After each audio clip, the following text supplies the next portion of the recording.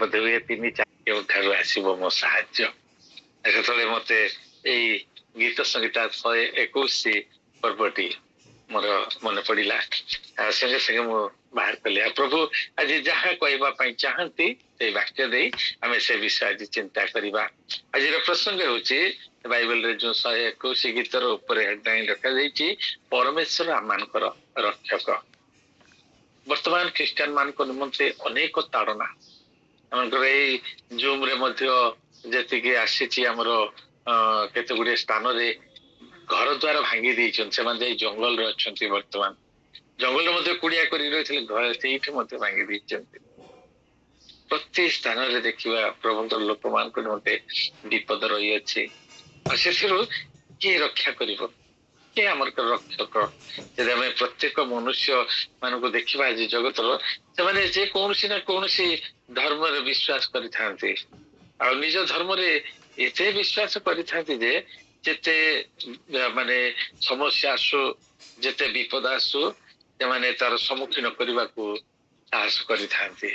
ଆଜି ଆମେ ଦେଖିବା ପ୍ରଭୁଙ୍କ ଠାରେ ଯେଉଁମାନେ ବିଶ୍ୱାସ କରନ୍ତି, ଯେଉଁମାନେ ସମ୍ପୂର୍ଣ୍ଣ ଭାବରେ ପ୍ରଭୁଙ୍କ ଉପରେ ନିର୍ଭର କରନ୍ତି, ଯେଉଁମାନେ ପ୍ରଭୁଙ୍କର ବ୍ୟବସ୍ଥା ନୀତିଦିନ ଧ୍ୟାନ କରନ୍ତି, ତାଙ୍କ ନିକଟରେ ପ୍ରାର୍ଥନା କରନ୍ତି, ପ୍ରଭୁ ସେମାନଙ୍କୁ କି ପ୍ରକାର ଭାବେ ରକ୍ଷା କରନ୍ତି। ଆମେ ଦେଖୁଛୁ ଏଇ ସ୍ଥାନରେ ଗୀତ ସଙ୍ଗୀତ 121ରେ, ମୁଁ ପର୍ବତ ଗଣାରେ ଉର୍ଦ୍ଧ୍ୱ ସୃଷ୍ଟି କରିବି, କେଉଁଠାରୁ ମୋ ସାହାଯ୍ୟ ଆସିବ? ଏକ ପ୍ରଶ୍ନ ଦାଉଦ ପ୍ରଶ୍ନ କରୁଛନ୍ତି। ତାର ଉତ୍ତର ମଧ୍ୟ ତାର 2 ପଦରେ ଦଉଛନ୍ତି ଯେ ମୋର ସାହାଯ୍ୟ ସଦା ପ୍ରଭୁଙ୍କଠାରୁ ଆସେ। ସେ ଆକାଶ ପୃଥିବୀ ନିର୍ମାଣ କଲେ, ଯେ ସେ ତୁମକୁ ତୁମ ଚରଣକୁ ବିଚଳିତ ହେବାକୁ ଦେବେ ନାହିଁ। ସେ ତୁମକୁ ରକ୍ଷା କରନ୍ତି, ସେ ଘୁମାଇବେ ନାହିଁ। ଦେଖ, ଯେ ଇସ୍ରାଏଲକୁ ରକ୍ଷା କରନ୍ତି, ସେ ଘୁମାଇବେ ନାହିଁ କି ନିଦ୍ରା ଯିବେ ନାହିଁ। ସଦାପ୍ରଭୁ ତୁମର ରକ୍ଷକ, ସଦାପ୍ରଭୁ ତୁମ ଦକ୍ଷିଣ ପାର୍ଶ୍ୱର ଛାୟା। ଦିବସର ସୂର୍ଯ୍ୟ କିମ୍ବା ରାତ୍ରିର ଚନ୍ଦ୍ର ତୁମକୁ ଆଘାତ କରିବେ ନାହିଁ। ସଦାପ୍ରଭୁ ସମସ୍ତ ଅମଙ୍ଗଳରୁ ତୁମକୁ ରକ୍ଷା କରିବେ। ସେ ତୁମର ପ୍ରାଣକୁ ରକ୍ଷା କରିବେ। ଆଜିଠାରୁ ସଦାକାଳ ସଦାପ୍ରଭୁ ତୁମର ବାହାରେ ଯିବାର ଓ ଭିତରେ ଆସିବାର ରକ୍ଷା କରିବେ। ମୋ ପ୍ରିୟ ମାନେ, ପ୍ରଭୁ ଆମକୁ ରକ୍ଷା କରିବେ। କେବଳ ଜାଗତିକ ଭାବରେ, ଶାରୀରିକ ଭାବରେ ତାହା ନୁହେଁ, ସେମାନଙ୍କ ପ୍ରାଣକୁ ମଧ୍ୟ ରକ୍ଷା କରିବେ। ଯେଉଁମାନେ ତାଙ୍କ ଠାରେ ବିଶ୍ୱାସ କରନ୍ତି, ଯେଉଁମାନେ ସମ୍ପୂର୍ଣ୍ଣ ଭାବରେ ତାଙ୍କ ଉପରେ ନିର୍ଭର କରନ୍ତି, ସେମାନଙ୍କର ସେ ଶାରୀରିକ ଭାବରେ, ଜାଗତିକ ଭାବରେ ରକ୍ଷା କରିବା ସଙ୍ଗେ ସଙ୍ଗେ ଆତ୍ମିକ ଭାବରେ ମଧ୍ୟ ସେମାନଙ୍କ ଜୀବନକୁ ରକ୍ଷା କରନ୍ତି। ହାଲେଲୁୟା। ମାନେ ଏଇ କିଛି ସମୟ ପରେ ଯେତେବେଳେ ମତେ ମହେଶ୍ୱତା ଦିଦି କହିଲେ, ମୁଁ ଆଉ ସାଙ୍ଗେ ସାଙ୍ଗେ ଜୁମରେ ଆସିକି ବସିବା ପାଇଁ ଯାଉଛି, ମାତ୍ର 15 ମିନିଟ ଅଛି। ସେଇ ସମୟରେ ଆମର ଘର ନିକଟବର୍ତ୍ତୀ ଅଳ୍ପ ଦୂର ସେଇ ସ୍ଥାନରେ ଯୋଉ ଝିଅ କି ଆଜିକୁ 3 ମାସ ହେଲା, 3 ମାସ ତଳେ ଡୁବନ ଗ୍ରହଣ କରିଛି, ତା ଶରୀରରେ କୌଣସି ଏକ ଭୂତାତ୍ମା ପ୍ରବେଶ କରିଛି, ଯାହାକୁ ହାଡବାଇ ବୋଲି କୁହନ୍ତି। ଆଉ ସେ ମତେ ଫୋନ କରିକି କହିଲେ, ଆଉ ଭାଇ ଟିକେ ଆସିବ କି, ଆମ ଘରେ ବହୁତ ସମସ୍ୟା ହେଇଯାଇଛି। ମୋ ଝିଅକୁ କାଲି ରାତି ଠାରୁ ଭୂତାତ୍ମା ଆକ୍ରାନ୍ତ କରିଛି। ବହୁତ ଚେଷ୍ଟା କଲେଣି, ବହୁତ ସ୍ଥାନକୁ ନେଲେଣି, କିଛି ହେଇପାରୁନାହିଁ। ଆଉ ଏବେ ଟିକେ ଆସନ୍ତୁ। ମୁଁ କହିଲି ନାହିଁ, ମୋର ଜୁମ୍ କାର୍ଯ୍ୟ ଆରମ୍ଭ ହେଇଯିବ, ଆଉ ମୁଁ ଛାଡିକି ଯାଇପାରିବିନି। ବହୁତ ରିକ୍ୱେଷ୍ଟ କଲେ, ଆସନ୍ତୁ, 15 ମିନିଟ ଅଛି, ଆସିକି ସାଙ୍ଗେ ସାଙ୍ଗେ ପଳେଇ ଯିବେ। ମୁଁ ବାଧ୍ୟ ହେଇକି ଗଲି ସେଇ ସ୍ଥାନକୁ। ସେମାନେ ଏତେ ବିଚଳିତ ହେଇଯାଇଥିଲେ ଯେ ମୁଁ ଯିବା ପୂର୍ବରୁ ଗୋଟେ ଗୁଣିଆକୁ ଆଣିକିରି ତାଙ୍କ ଜାଗାରେ ରଖିକିରି ତାଙ୍କର ସେ ବିଦ୍ୟା ଚଲେଇଛନ୍ତି। କଣ କହିବି, ଆଉ କିଛି କହିପାରିଲିନି। ନିରବରେ ସେଠି ଠିଆ ହେଲି, ପ୍ରାର୍ଥନା କଲି, ଚାଲି ଆସିଲି। ମୁଁ ଆସିକି ଜୁମରେ ବସିଛି, ଜୁମ୍ ଆରମ୍ଭ ହେଇସାରିଲାଣି ଆମର ଏ ଅନଲାଇନ କାର୍ଯ୍ୟକ୍ରମ। ଆଉ ତାଙ୍କର ପୁଅଟି ଦୌଡି ଆସିଲା, ଆଜ୍ଞା ଆଉ ଭାଇ ମାମୁଁ ସେମାନେ କେହି ମଧ୍ୟ ପାରିଲେନି। 2-3 ଜଣ କି ବହୁତ ଚେଷ୍ଟା କରୁଛନ୍ତି, କେହି ମଧ୍ୟ ପାରିଲେନି। ଆଉ ତମେ ଟିକେ ଆସିବ କି? ବୋଲି କ୍ଷମା କରିବ, ମୁଁ ଯାଇଥିଲି। ତମେ ତ ବିଚଳିତ ହେଇକି ଅନ୍ୟ ଆଡେ ଡାକିଲ, ତେଣୁକରି ଚେଷ୍ଟା କର, ଆହୁରି ଚେଷ୍ଟା କର। ଯଦି ହୁଏତ 10ଟା ପରେ ଆମର ଅନଲାଇନ କାର୍ଯ୍ୟକ୍ରମ ସରିଲା ପରେ ଯଦି ସେମାନେ ବିଫଳ ହେବେ, ମୁଁ ଯାଇକି ପହଞ୍ଚୁଛି। ମୁଁ କହିବାର ଅର୍ଥ, ମାନେ ଅନେକ ସମୟରେ ବିଚଳିତ ହେଇଯାଉ, ପ୍ରଭୁ ଯେ ରକ୍ଷା କରିବେ, ଏଇ ବିଶ୍ୱାସ ଆମର ନଥାଏ। देखा जाए जे आमने जदि प्रभु ठारे विश्वास करू जे प्रभु हमको रक्षा करिवे, प्रभु हमर रक्षक, तेबे केबे मध्य आमने हमनको चरण से विचलित हेबाको देबे नाही।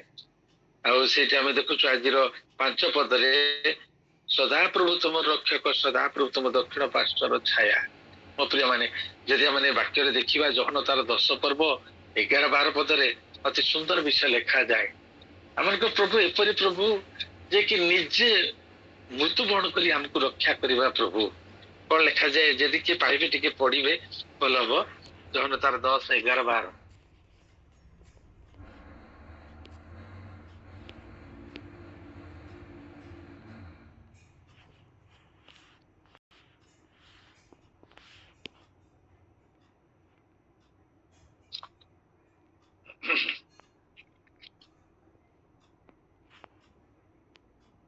भाई पढ़ुची पहले किए हाँ मु उत्तम मेषपालक उत्तम मेषपालक मेषगुड़िक निमंते आपणा प्राण दिए जे मेषपालक नुहे मात्र मूलिया मेषगुड़िक जार निजर नुहंती से बाघ आसवा देखी मेषगुड़िक छाड़ी पलाए आउ बाघ सेमानकु धरी छिन्न भिन्न करे। आमेन। माने इस टाइम देखुछु जे हमनको प्रभु होचे उत्तम मेषपालक। ता तळक अंश जदि पढ़िबा जे बर्तन ग्राहक से मेष गुड़ी को छाड़ी पलाए किंतु प्रभु कौन कहती मु उत्तम मेषपालक आपणा मेष मान निमंते मो निज प्राण दिए। यदि आपण माने एई जहन तार 14-18 पद देखिबे से थाने लिखा जाए मु तुमको केबे अनाथ करी छाड़ी जीवी नहीं। प्रभु कहते मु तुमको छाड़ी के जीवी नहीं। जेते बड़ विपद आसु, समस्या आसु, अभाव आसु, कष्ट आसु, रोग आसु, मु तुम पाखे रही तुमको रक्षा करी। प्रिय मैंने गोटे छोटिया घटना मन पड़े नुआ विवाहित गोटे स्वामी स्त्री से हाथ धरा धरी जाऊंट जंगल मध्य परस्पर कथा होती जहाँकि विवाह समय शपथ नहीं था सुखरे दुखरे आपदरे विपदरे सुस्थतार असुस्थतार यहीपरि गिरजाघर मंडली सम्मुखें प्रभु सम्मुखें प्रतिज्ञा करी से मने मने दी जन जाए कथा देख केते बड़ विपद आसु समस्या आसु आमको कहीं मत अलगा करें ना आ तुम्हें मरीगले मु मरीजी तुमको छाड़ी मु बंची पारिबेनी यहीपरि कहीकि जीवा समय गोटे जंगल मध्य दे जाउछंती एही समय गोटे भालू हठात चली आसिला आ जेतले से भालू को देखुछंती आ से स्त्री लोकटी को गछ चढ़ा आसेनी किंतु स्वामी को गछ चढ़ा आसे से सांगे सांगे स्त्री को छाड़ी दे गछ पर जाई चढ़ी गले। से स्त्री भाविला ए टिके समय आगु कहवा ए व्यक्ति जे कि गिरजा घरे मंडली सम्मुखें प्रभु के निकट में शपथ करी कही जिते बड़े विपद आसु मु तुमको छाड़ी जीवी नहीं किंतु केते स्वास्थ्यपर लोक आज मते ए विपद रे ठेली दे एकला गछ पर चढ़ी जाइछंती।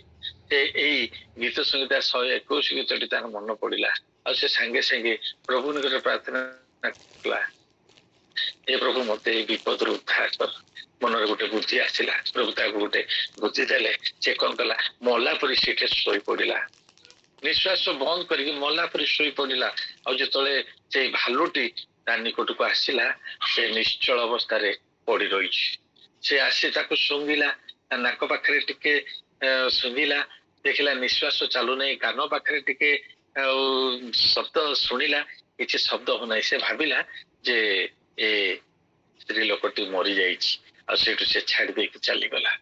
तो चली जा स्वामी बुलिक दौड़ी आसिले पाखक से स्त्री कहले कहीं आसिल एत स्वास्थ्यपर लोक तुम्हें विपद मत ठेली दे चली गल तबे मु तुम सहित रही ना। जो से गोटे कथा पचारे जे से भालू आसी ते कौन कहला कान मत टिके कह से स्त्री कहला जे कि सुख दुख रे साथी से ही प्रकृत साथी जे विपदर बंधु नुहे से प्रकृत बंधु नुहे तुम मोर लाइफ पार्टनर होगा योग्य नुह कारण विपद समय तुम्हें मत एका छाड़ी चली गल तेणुक भालू कहला एमती लोक मान सहित रहा भल नुहे जे कि विपद आसिले छाड़ी चली जाए। मो प्रिय माने आम प्रभु सेपरी नुहति से सदा सर्वदा आम निकट रहा परमेश्वर ଯାହାକି ଗୀତ ସଂଗୀତ 91 ଯଦି ଆମେ ଦେଖିବା ସେଇଥାନ ଲେଖା ଯାଏ ଯୋଉ ଜନ ସର୍ବପ୍ରଥମ ଅମୃତ ସ୍ଥାନରେ ବାସ କରେ ସେ ସର୍ବଶକ୍ତିମାନଙ୍କ ଛାୟା ତଳେ ବସତି କରିବ। କୌଣସି ମାରି ସେଇ ତମ୍ବୁ ନିକଟକୁ ଆସିବ ନାହିଁ, କୌଣସି ବିପଦ ସେଇ ତମ୍ବୁ ନିକଟକୁ ଆସିବ ନାହିଁ। ଯେତେ ବିପଦ ଆସିଲେ ମଧ୍ୟ ପ୍ରଭୁ ସେମାନଙ୍କୁ ରକ୍ଷା କରିବେ। ଅତି ସୁନ୍ଦର ପଦ ସେଇଥାନ ଲେଖାଯାଏ। ଏ ଯଦି ପାଇବେ ପଢନ୍ତୁ ଗୀତ ସଂହିତା 191 ଗୀତ।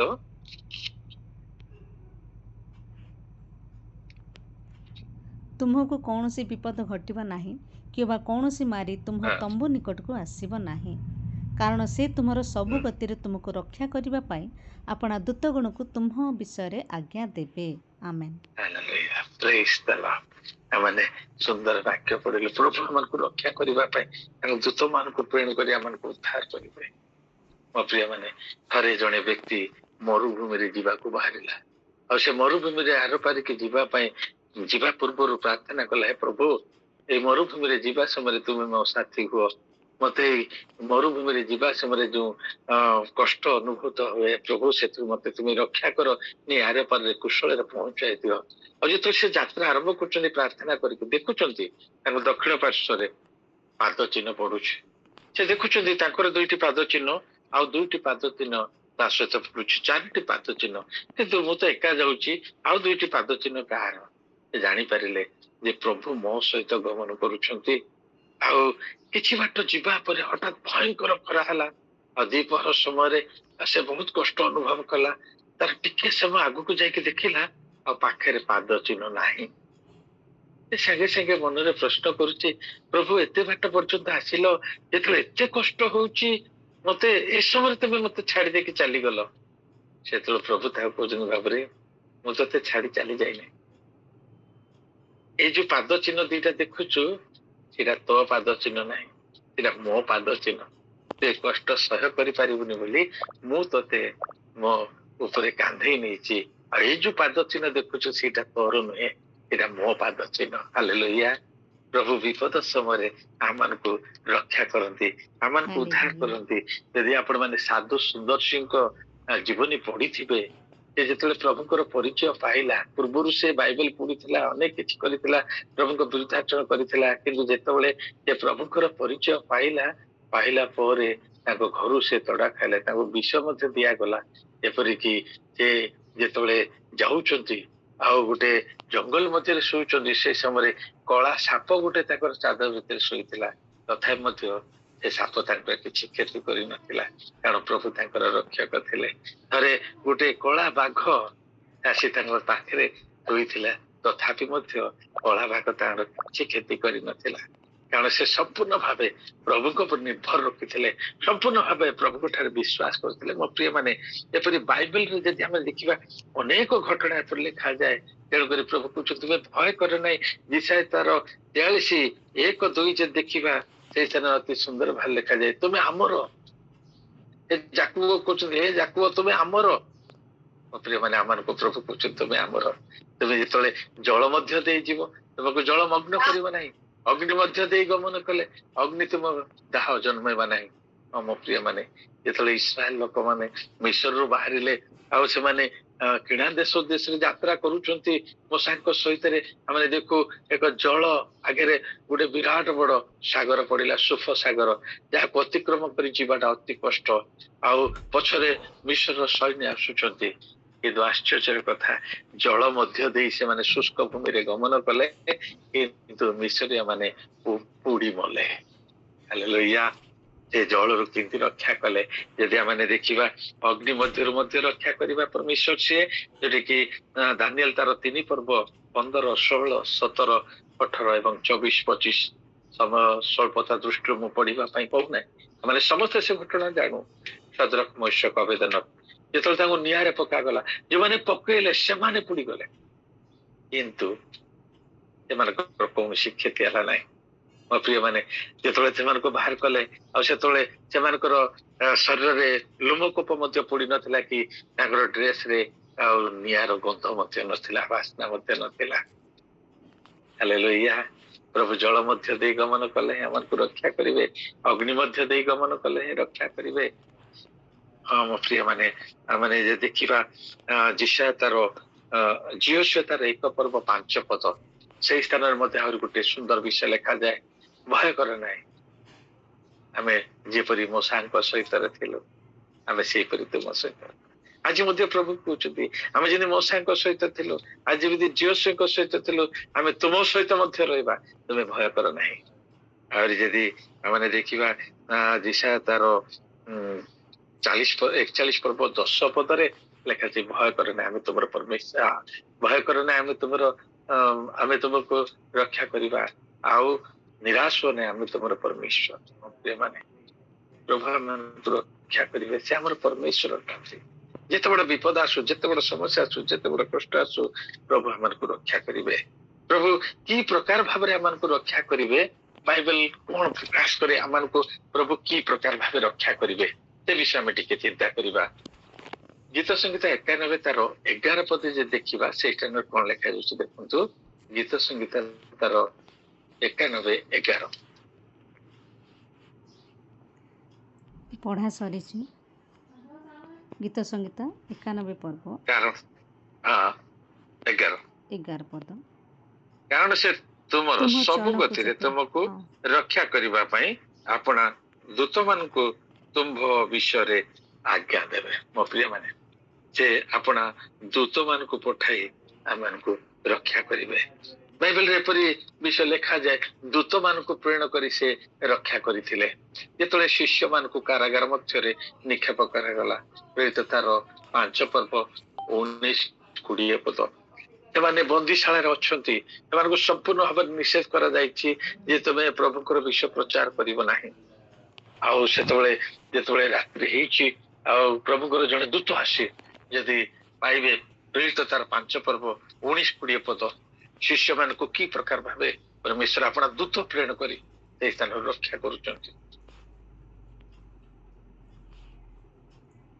प्रेरित 5 19 20 हम पढ़ी दउछि एही सब कथा सुनी हनान्य कचाड़ होई पड़ी प्राणत्याग कला ସେଥିରେ ଯେତେ ଲୋକ ଏହା ଶୁଣିଲେ ସମସ୍ତେ ଅତିଶୟ ଭୟ କଲେ ଆଉ ଯୁବକମାନେ ଉଠି ତାହାକୁ ଲୁଗାରେ ଗୁଡ଼ାଇଲେ ଏବଂ ବାହାରକୁ ଘେନିଚେ ସମାଧି ଦେଲେ 5:19-20 ଓ ସରି 5:19-20 ହଁ ମୁଁ ପଢ଼ି ଦେଉଛି 5:19 ଆଉ 20 ଏଠାରେ ଲେଖାଯାଏ କିନ୍ତୁ ପ୍ରଭୁଙ୍କର ଜଣେ ଦୂତ ରାତ୍ରି କାଳରେ କାରାଗାରର ଦ୍ୱାର ସବୁ ଫିଟାଇ ଦେଲେ ଓ ସେମାନଙ୍କୁ ବାହାର କରି ଆଣି କହିଲେ ଯାଅ ମନ୍ଦିର ମଧ୍ୟରେ ଠିଆ ହୋଇ ଲୋକମାନଙ୍କୁ ଏହି ଜୀବନ ସମ୍ବନ୍ଧୀୟ ସମସ୍ତ କଥା କୁହ ଆମେନ୍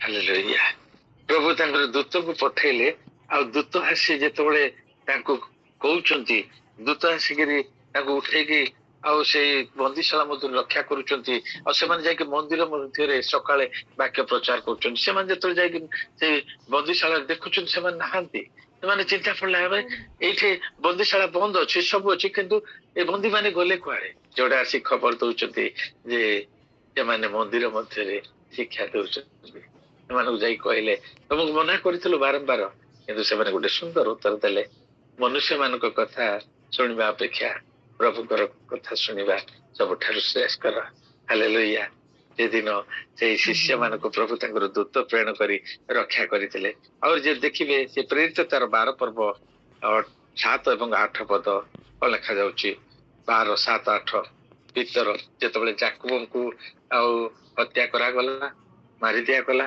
सेतबेले समस्त खुशी होबार देखि आ से कोन कले पितर को मध्य बंदी करितले आउ देख प्रभुଙ୍କର जड़े दूत उपस्थित हेले पुणी कोठरीटी आलोकमय हेला आउ से पितरଙ୍କ कक्ष देशरे आघात करी ताहाको उठाई कहिले शीघ्र उठ सेथिरे ताहाको हातरू जंजीर खसी पड़िला पुणी दूत ताहाको कहिले कटी बंधन कर और पादुका पिंध से सेपरी कले आउ से ताहाको कहिले आपणा वस्त्र पिंधि मोहर पछे पछे आस आमेन हालेलुया देखो चैतन्य पितर किपरि कारागार मध्य रक्षा पाइले हुए तो सकाल पाइले विचार है कि प्राणदंड होता मंडली गोटे वृद्ध गृह बसी प्रार्थना करुचंती ପ୍ରାର୍ଥନା ଲାଗି ରହିଛନ୍ତି ସେମାନେ। ଆଉ ପ୍ରଭୁ ପ୍ରାର୍ଥନା ଶୁଣିଲେ ଆଉ ସାଙ୍ଗେ ସାଙ୍ଗେ କଣ କଲେ ନା ପିତରଙ୍କ ନିକଟକୁ ଦୂତ ପ୍ରେରଣ କଲେ, ପିତରକୁ ଉଠେଇଲେ। ପିତର ଭାବିଲେ ମୁଁ ସ୍ୱପ୍ନ ଦେଖୁଛି ବୋଲି। ଆଉ ସେ ଚାରିଟା ଦ୍ୱାର ବନ୍ଦିଶାଳା ଚାରିଟା ଦ୍ୱାର ଅତିକ୍ରମ କରି ଆସିକି ଗାଁର ମଝି ଦାଣ୍ଡରେ ପହଞ୍ଚିଲେ। ସେଇ ସମୟରେ ତାଙ୍କର ଚେତନା ଆସିଲା। ଯେତେବେଳେ ସେ ଜାଣିପାରୁଛନ୍ତି ଯେ ସତରେ ମତେ ଦୂତ ରକ୍ଷା କରି ଆଣିଛନ୍ତି। ତାପରେ ଯୋଉ ଗୃହରେ ଥିଲେ ସେମାନେ ସେଇ ଗୃହରେ ଯାଇ କବାଟ ମାରୁଛନ୍ତି, ପ୍ରାର୍ଥନା କରୁଛନ୍ତି ସତ, କିନ୍ତୁ ସେମାନେ ବିଶ୍ୱାସ ନାହିଁ ଯେ ପିତର ରକ୍ଷା ପାଇ ତାଙ୍କ ନିକଟକୁ ଆସିଯିବ ବୋଲି। ଯେତେବେଳେ କବାଟ ଠକ୍ ଠକ୍ କରୁଛନ୍ତି, ଡାକୁଛନ୍ତି, ଦରକାର ବୋଲି ଜଣେ ଯାଇ ସେଇ କବାଟ ପାଖରେ ଶୁଣୁଛନ୍ତି। ପିତରଙ୍କ ସ୍ୱର ଶୁଣିକିରି ସେ ଦୌଡି ଯାଉଛନ୍ତି ଭିତରକୁ, କହିଲେ ପିତର ଆସିଛନ୍ତି, ପ୍ରଭୁ ଆମ ପ୍ରାର୍ଥନା ଶୁଣୁଛନ୍ତି, ପିତର ଆସିଛନ୍ତି। କିନ୍ତୁ ଯେତେ ଜଣ ବସିଥିଲେ ସେଇ ଘରେ ସେମାନେ ସମସ୍ତେ କେହି ବିଶ୍ୱାସ କଲେନି, କହିଲେ ତୁ ବାୟାଣୀଟା, ରାତି ଅଧରେ ଗୋଟେ ବନ୍ଦିଶାଳା ଫିଟା ହେଇଯିବ ଯେ ପିତର ପଳେଇ ଆସିବେ। ସତରେ ସେମାନେ ମଧ୍ୟ ଦୌଡି ଆସିଲେ, ଦେଖିଲେ ପିତର। ଆଶ୍ଚର୍ଯ୍ୟ, କାରଣ ପ୍ରଭୁ ଆପଣା ଦୂତ ମାନଙ୍କୁ ପଠାଇ ଉଦ୍ଧାର ବା ରକ୍ଷା କରିଥାନ୍ତି। ତାପରେ ଆମେ ଦେଖିବା ପ୍ରଭୁ ଆଉ କି ପ୍ରକାର ଭାବରେ ଆମକୁ ରକ୍ଷା କରିଥାନ୍ତି।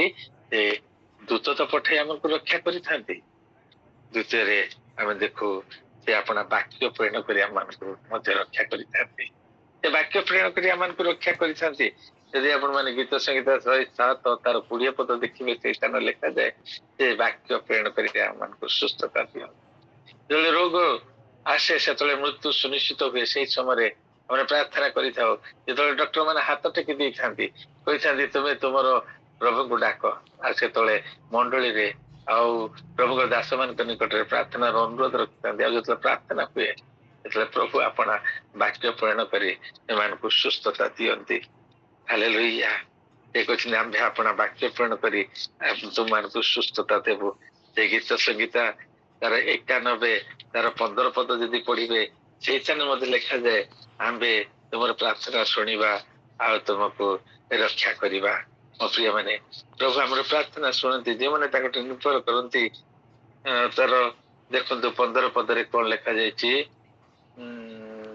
ସେ ଆମ୍ଭ ନିକଟରେ ସେ ପ୍ରାର୍ଥନା କଲେ ଆମ୍ଭେ ତାହାକୁ ଉତ୍ତର ଦେବା, ଦୁଃଖ ବେଳେ ଆମ୍ଭେ ତାହାର ସହବର୍ତ୍ତୀ ହେବା, ଆମେ ତାହାକୁ ରକ୍ଷା କରିବା ଓ ତାହାକୁ ସମ୍ଭ୍ରମ କରିବା। ଆମେନ୍।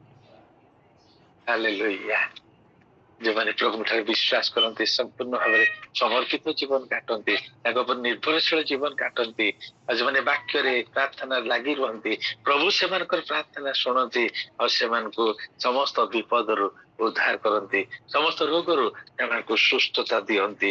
ଯଦି ଆମେ ମାଥ୍ୟୁ ତାର 8 ପର୍ବ 8 ପଦ ଦେଖିବା, ସେଇ ସ୍ଥାନରେ ଜଣେ ସତ ସେନାପତି ପ୍ରଭୁଙ୍କ ନିକଟକୁ ଆସି କହୁଛନ୍ତି ମୋର ଦାସଙ୍କର ଶରୀର ଅସୁସ୍ଥ, ଆଉ ତୁମେ ତାହାକୁ ସୁସ୍ଥ କର। ଯେତେବେଳେ ଯୀଶୁ ତାଙ୍କ ଗୃହକୁ ଯିବା ପାଇଁ ବାହାରୁଛନ୍ତି, କିନ୍ତୁ ସେ ସତ ସେନାପତି କହୁଛନ୍ତି ମୁଁ ଏପରି ଯୋଗ୍ୟ ନୁହେଁ ଯେ ଆପଣ ମୋ ଗୃହରେ ପାତ ଦେବେ, ଆପଣ ଖାଲି ଏଇଠାନରୁ ଗୋଟିଏ ପଦ କଥା କୁହନ୍ତୁ, ମୋ ଦାସ ସୁସ୍ଥ ହେଇଯିବ। ଆଉ ସେଇ ସମୟରେ ଯୀଶୁ କହିଲେ ଯାଅ, ତୁମ ଦାସ ସୁସ୍ଥ ହେଲା। ସେ ବାକ୍ୟ ପ୍ରେରଣ କରି ସୁସ୍ଥତା ଦିଅନ୍ତି। ମୋ ପ୍ରିୟ ମାନେ, ଆଉ ଯଦି ଆମେ ଦେଖିବା ଆଉ ସେ କି ପ୍ରକାର ଭାବରେ ସୁସ୍ଥତା ଦିଅନ୍ତି, ଯଦି ଆପଣ ମାନେ ଦେଖିବେ ଯେତେବେଳେ ସେ ଝଡ ତୋଫାନର ସମ୍ମୁଖୀନ ହେଲେ ଶିଷ୍ୟମାନେ, ଝଡ ତୋଫାନରେ ସମ୍ମୁଖୀନ ହେଲେ, ଆଉ ଝଡ ତୋଫାନ ଯେତେବେଳେ ଆସିଲା ସେତେବେଳେ ଲୋକମାନେ ସେଇ ଶିଷ୍ୟମାନେ ଚିତ୍କାର କଲେ ହେ ପ୍ରଭୁ ଆମେ ମଲୁ, ଆମକୁ ରକ୍ଷା କର, ଆମକୁ ରକ୍ଷା କର। ପ୍ରଭୁ ଉଠିଲେ, ଯେହେତୁ ସେମାନଙ୍କ ଉପରେ ବିରକ୍ତ ହେଲେ, ସେମାନଙ୍କର ବିଶ୍ୱାସ ଦୁର୍ବଳ ଥିଲା। ପ୍ରଭୁ ଯେ ଅଛନ୍ତି ସେମାନଙ୍କ ସହିତ, ତଥାପି ସେମାନେ ଭୟ କରୁଛନ୍ତି। ଆଜି ଆମେ ଦେଖୁଛୁ ସେଇ ପ୍ରଭୁ ଆମମାନଙ୍କ ସହିତ ଥାଇ ମଧ୍ୟ ଆମେ ଭୟ କରିଥାଉ। ପ୍ରଭୁ କହୁଛନ୍ତି ଭୟ କର ନାହିଁ, ଭୟ କର ନାହିଁ। 365 ଦିନ ପ୍ରଭୁ 365 ଥର ବାଇବେଲରେ ଲେଖାଯାଏ ଭୟ କର ନାହିଁ, ତଥାପି ମଧ୍ୟ ଆମେ ଭୟ ନ କରିବା ସକାଶୁ ସବୁ ଭୟ ଆମକୁ ଗ୍ରାସ କରୁଅଛି। ଏ ସମୟରେ ଯେତେବେଳେ ସେ ଉଠିଲେ, କହିଲେ, ତାଙ୍କର ବାକ୍ୟ ପ୍ରୟୋଗ କଲେ ସେଇ ଝଡ ତୋଫାନକୁ, ତୁନି ହ ଚୁପ୍ କର। ସାଙ୍ଗେ ସାଙ୍ଗେ ଝଡ ତୋଫାନ ସୁସ୍ଥିର ହେଇଗଲା। ଯେତେବେଳେ ଶିଷ୍ୟମାନେ ପରସ୍ପର କହିବାକୁ ଲାଗିଲେ ଏ ତେବେ କିଏ ଯେ ଝଡ ତୋଫାନ ମଧ୍ୟ ଏହାର କଥା ମାନନ୍ତି। ମୋ ପ୍ରିୟ ମାନେ, ପ୍ରାକୃତିକ ବିପର୍ଯ୍ୟୟରୁ ମଧ୍ୟ ପ୍ରଭୁ ଆମମାନଙ୍କୁ ରକ୍ଷା କରିଥାନ୍ତି। କେବଳ ଜଳ ସ୍ଥଳରୁ ନୁହେଁ, ପ୍ରାକୃତିକ ବିପର୍ଯ୍ୟୟରୁ ମଧ୍ୟ ସେମାନଙ୍କୁ ଉଦ୍ଧାର କରିଥାନ୍ତି। ଏହିପରି ପ୍ରଭୁ ଆମମାନଙ୍କୁ ପ୍ରଥମେ ଆମେ ଦେଖିଲୁ ସେ ଆପଣା ଦୂତ ପ୍ରେରଣ କରି ଆମକୁ ଉଦ୍ଧାର କରିଥାନ୍ତି। ଦ୍ୱିତୀୟରେ ଦେଖିଲୁ ତାଙ୍କର ବାକ୍ୟ ପ୍ରୟୋଗ କରି ସେମାନଙ୍କୁ ଉଦ୍ଧାର କରିଥାନ୍ତି। ତେଣୁକରି ସେ କହନ୍ତି ଗୀତ 50-15 ସଙ୍କଟ ଦିନରେ ଆମ୍ଭକୁ ଡାକ, ଆମେ ତୁମକୁ ଉଦ୍ଧାର କରିବା, ସେଥିରେ ତୁମେ ଆମ ମହିମା ପ୍ରକାଶ କରିବ। ମୋ ପ୍ରିୟ ମାନେ ଶେଷ ବିଷୟ ମାନେ ଦେଖିବା ସେ କି ପ୍ରକାର ଆମମାନଙ୍କୁ ଉଦ୍ଧାର କରନ୍ତି, ଯାହାକି ଆମେ ପୂର୍ବରୁ ମୁଁ କହିଥିଲି ଦାନିଏଲ ତାର 3 ପର୍ବ ତାର ଯଦି 15, 16, 17, 18, 24, 25 ଏପରି ଆମେ ପଢିବା ସେଇ ସ୍ଥାନରେ ଲେଖାଯାଏ ସଦ୍ରକ ମୈଶକ ଅବେଦନଗୋର ବିଷୟ। ରାଜା କହୁଛନ୍ତି ଦେଖ ଶେଷ ଥର ପାଇଁ ମୁଁ କହୁଛି ଯେତେବେଳେ ସମସ୍ତ ପ୍ରକାର ବାଦ୍ୟ ବାଜିବ ସେତେବେଳେ ତୁମେ ମୋ ନିର୍ମିତ ପ୍ରତିମାକୁ ପ୍ରଣାମ କରିବାକୁ ପଡିବ। ଯଦି ପ୍ରଣାମ ନ କରିବ ତାହେଲେ ତୁମକୁ ଅଗ୍ନିରେ ପକାଯିବ। କିଏ ଅଛି ତୁମକୁ ଦେଖିବା ରକ୍ଷା କରିବା ପାଇଁ? ସେତେବେଳେ ସଦ୍ରକ ମୈଶକ ଅବେଦନ କଣ କହୁଛନ୍ତି ଯଦି ପାଇପାରିବେ ବୋଲେ ପଢନ୍ତୁ ଦାନିଏଲ ପୁସ୍ତକ ତାର 3 ପର୍ବ 16, 17 ପଦରେ କଣ ଲେଖା ଅଛି? 15, 16, 17ରେ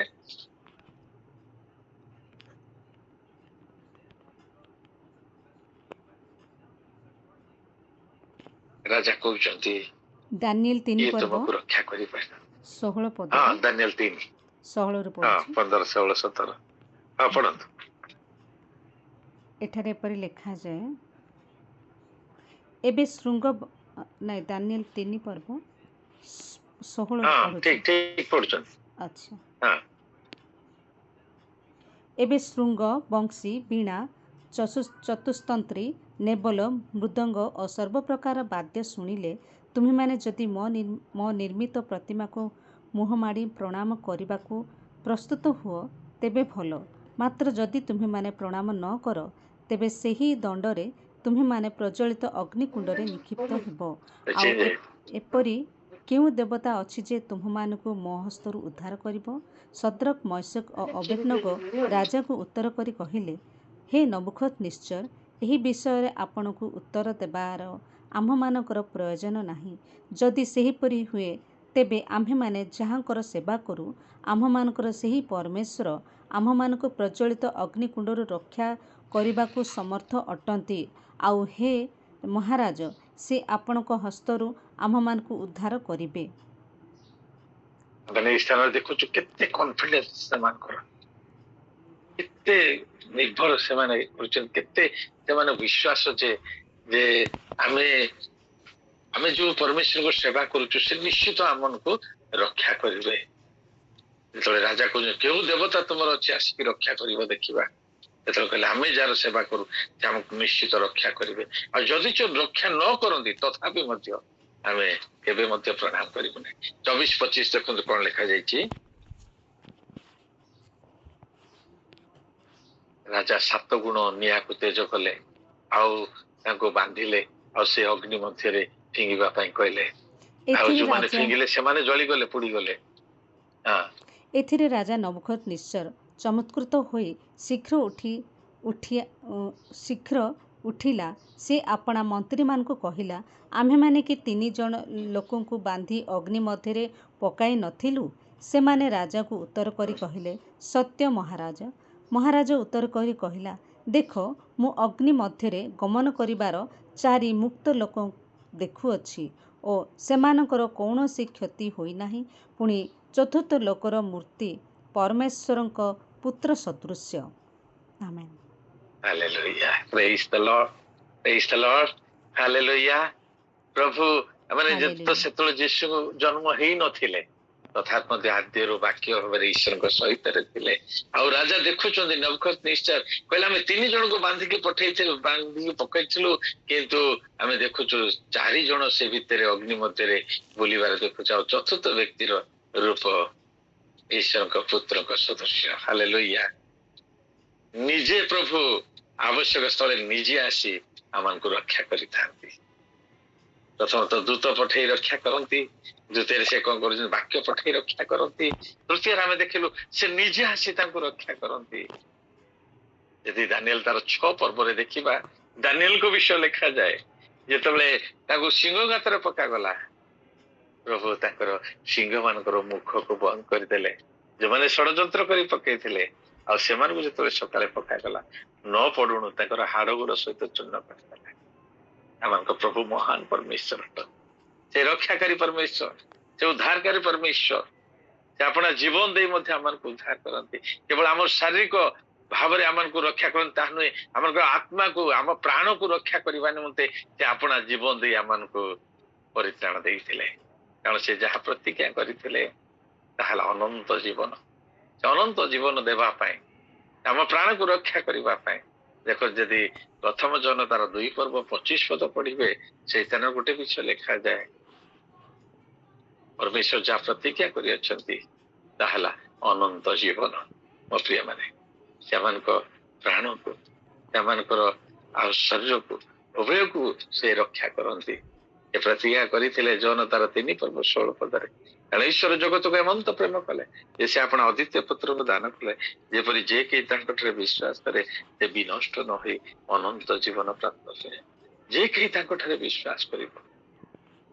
निजको समर्पित जीवन काट प्रभु ताको निश्चित भाव उद्धार करेंगे प्रभु ताको निश्चित भाव रक्षा करेंगे आम प्रिय माने तेणुक प्रभु कहते भय कर ना ये तो 50-15 कहते संकट दिन आंब को डाक आम तुमको उद्धार कर ये तो 46 कहते परमेश्वर आम आश्रय बल दुर्दशा काल अति निकटवर्ती सहाय दाऊद विश्वास करते निजर अनुभूति निजर जीवन साक्ष्य से स्थान प्रकाश करते आज आम जदि से प्रभु निर्भर करवा प्रभु समर्पित जीवन काटिबा प्रभु को विश्वास करवा आने प्रभु भय जीवन काटिबा प्रार्थनाशील जीवन काटिबा वाक्य आमोद करवा ताहले प्रभु निश्चित भाव जेकोसी परिस्थिति था ना कहीं मान को पठे आम उद्धार करेंगे अपना वाक्य प्रेरण कर आम उद्धार करेंगे से आवश्यक स्थले निजे आसी आम उद्धार करेंगे प्रभु ये अल्प चिंता आम प्रत्येक को आशीर्वाद करते आमेन समस्त को प्रेज द लॉर्ड। आमेन।